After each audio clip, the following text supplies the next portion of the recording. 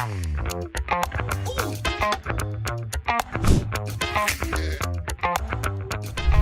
back to Bnop Media. I'm your host, Marlon, and today we're going to go over some dark psychological hacks that you can use to elevate your marketing.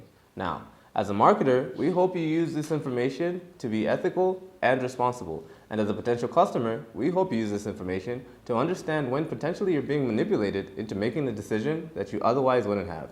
Either way, we're here to keep you informed. With that said, let's talk about the 3 dark psychological hacks you can use to elevate your marketing. We can define marketing as the art of manipulating people's perceptions in order to encourage them to make purchasing decisions. Good marketers use analytics, statistics, and metrics combined with good storytelling to encourage people to make their choice. However, every now and then, marketers can use the natural conditions human beings have of anxiety, fear, and longing to create the same effect. This is what we're going to call dark psychology. The first of these that we're going to talk about is called negative association. A lot of marketers use positive emotions to associate with their product: happiness, joy, and even freedom. A lot of times, you'll never see a sad person in a commercial. That's because subconsciously, they're trying to communicate that if you want this feeling, you have to buy this product. But every now and again, we can use negative emotions like fear, shame, and anger to elicit the same result. This is something called negative association, and it's the first dark psychological hack that we're going to talk about. To give you a clear example of how to do this, let's go back in time to see if we can't save the little library in Troy, Michigan. In an article by Eric Gaff, he outlines the entire saga. Troy Public Library was facing closure because people had voted against a tax increase that would have kept the library open, aided in part by an anti-tax organization that opposed any type of increase in tax regardless of the purpose. But the town committee allowed for one final vote that would have ultimately determined the fate of Troy Public Library. This time, the anti-tax organization came out in full force, well-funded and well-organized, and they opposed the 0.7% tax increase that would have kept the library funded for the next 5 years. But this time, they were aided by an unlikely ally, another group who also wanted the library to close down for a very different reason. They wanted to throw a book burning party. That's right, a book burning party. And they were completely serious about this. They printed posters, created social media pages, they even hired a band to come play at the event. And obviously, this generated a lot of animosity and hate. People were angry. The group was putting out tweets like, there are over 200 reasons why we should close down Troy Library, and they're all called books. People flooded the social media pages with anger and hate, but they didn't give up. That is, until the final day before the vote was about to happen, when it was revealed that the whole campaign was one major hoax, aided by a marketing team that was trying to support Troy Library. And they revealed this at the very end when they posted one final time, saying that a vote against Troy Library was like a vote to burn books. When people found out that it was all one big hoax, they weren't even that mad. And as you can expect, they turned out in numbers and they voted to save Troy Library. Now, if you're thinking, that's a really cool story, but I can't threaten to burn down my own stock, and I don't feel comfortable inciting people to anger in order to purchase my product, don't worry, I've got you covered.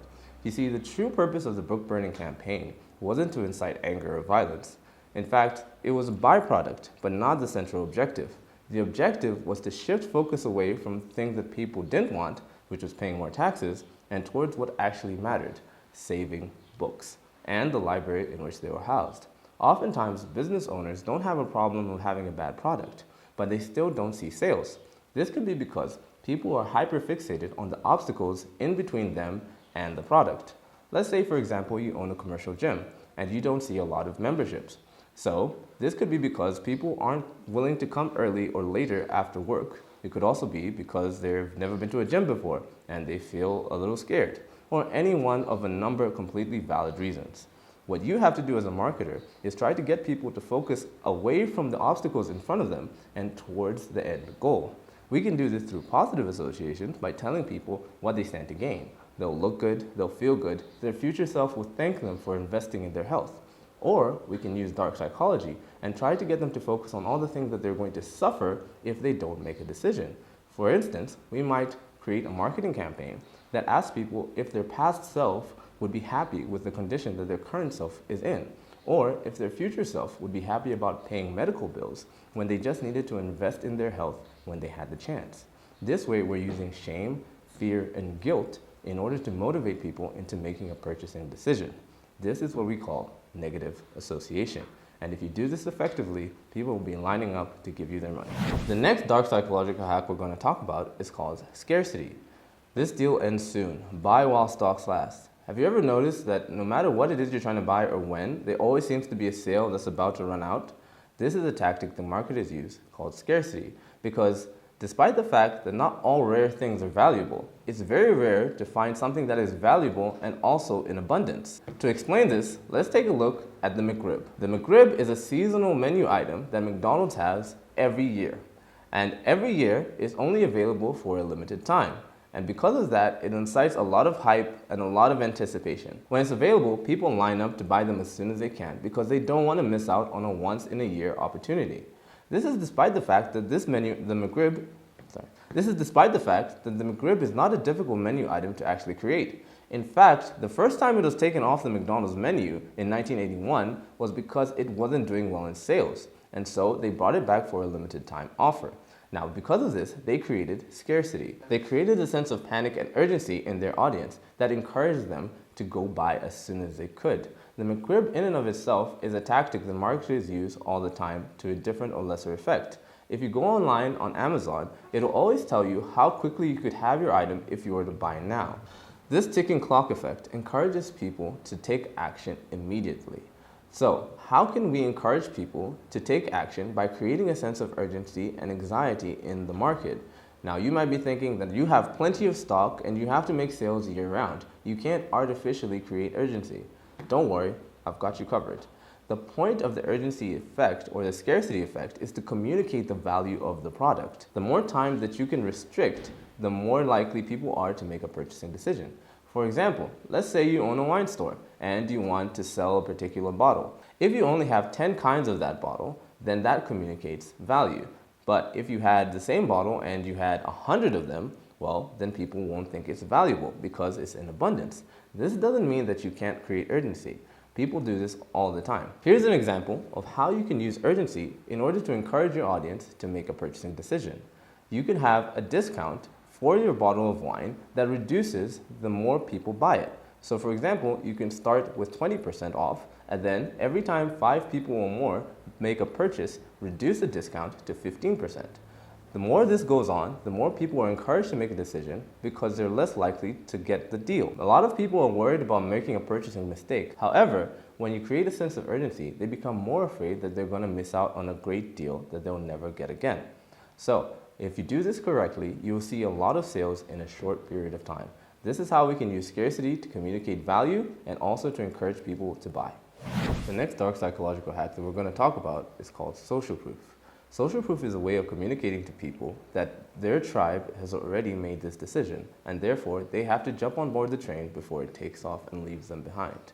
A statement like, "Join thousands of satisfied customers," communicates a great deal, one of which being that this product is trusted, but it also communicates that you're the last to know. This tells people that if they don't purchase it, they're going to be left out.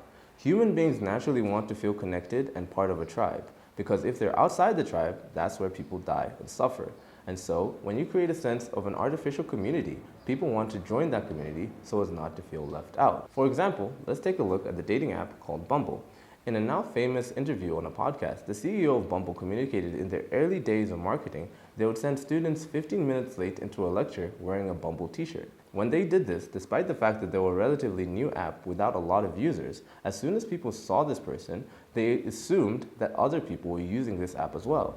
Therefore, they communicated that there is a tribe that exists and you're not a part of it, despite the fact that it exists in their social group. They also did this by creating associations with other applications like Facebook and Instagram. They created do not use signs, including Facebook, Instagram, Snapchat, and Bumble. This implied that there were scores of people out there using the dating app Bumble and that you weren't one of them. By doing so, they communicated that the tribe exists and you've been left out. Therefore, you have to jump on board or else you're going to be left behind. A lot of people do this all the time. Whenever you're going to buy something online, think about how much time you spend looking at customer reviews. The reason we do this is we want to make sure that we're making a smart purchasing decision. We also want to mitigate risk.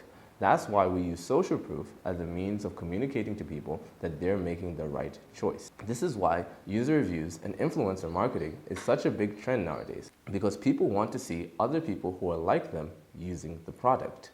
A way you can utilize this is by creating an artificial sense of community. So let's say you have a product and you want people to know about that product and that it's a good choice. The point of the social proof marketing campaign is to communicate that people are making this choice and they're leaving you behind. So how can we utilize this in our own marketing efforts? Let's say you own a tech store and you want to advertise your new headphones. One of the ways you can create social proof is by inviting people to try your new headphones on the condition that they take a picture while using it and then post it to their social media. This way you have people showing that they've used your product and that other people have been left behind. This creates social proof and a sense of community that people have been left out on. You're using the condition of belonging that people have to be connected and part of a tribe in order to encourage them to make smart purchasing decisions. So, if you do this well enough, you have people begging to buy your product because they don't want to feel left out. So there you have it. Those are our 3 dark psychological hacks that you can use to elevate your marketing.